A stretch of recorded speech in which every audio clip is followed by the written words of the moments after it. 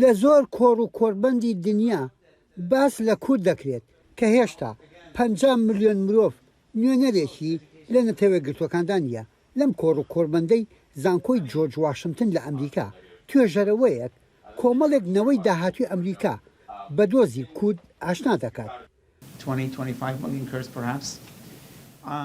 20 بۆ 25 میلیۆن کورد لە تورکیا هەن.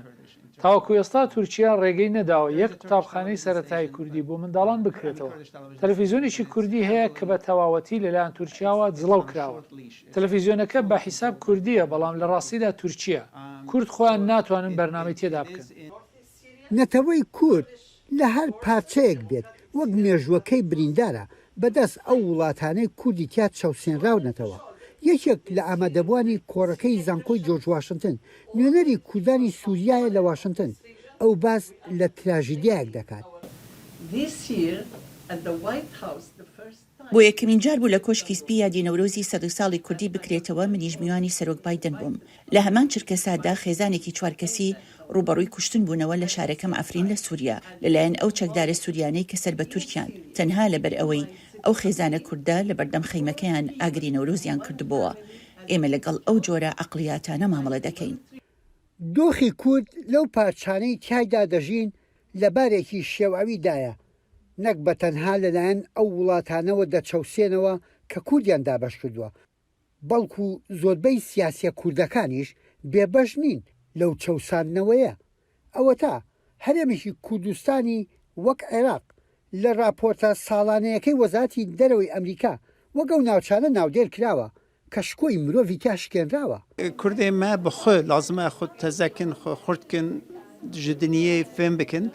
Min qala nivîskarkî Fransız kir dibe Balzac dibe dinya ê min e ez jê fêm dikim.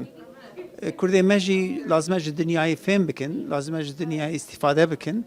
Îro dibe ez ser navê 7 milyar însan daxivim.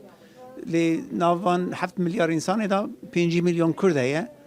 Navê Kurda derbas nabe, berpirsiyarê Kurda Yekîtiya Dewletê de tune ye. بەیادی پەیماننامەی لۆزانیش دەگەنە نەتەوەیە گرتوەکان. 100 ساڵ berê Kurdistan bû çar perçe. Temmûzê da 100 saliya wî ye. Em ê protestoyekê çêkin ji Washington, ji Turba Abraham Lincoln heta Yekîtiya Dewletê 531 kilometre nav 24 roja em ê rêda herin. Em ê xwe me giyan wêrê manîfestoya me heye. Em dixwazin Yekîtiya Dewleta dengê Kurda bibîse. بۆ هەر کوردێک مانجی حوتی هەموو ساڵێک ڕۆژی دابەشکردنی نیشتیمانەکەیەتی بەسەر تورکیا و ئێران و عێراق و سووریادا بە پێڕۆشنەکەی ئەم توێژەرەوەیە و هاوڕێکاتی بەو ئامانجەیە لە نێو نەتەوەگرتوەکان کوردیش دەنجێکی هەبێت. یەحیا بەرزنجی دەنجی ئەمریکا، واشنگتن.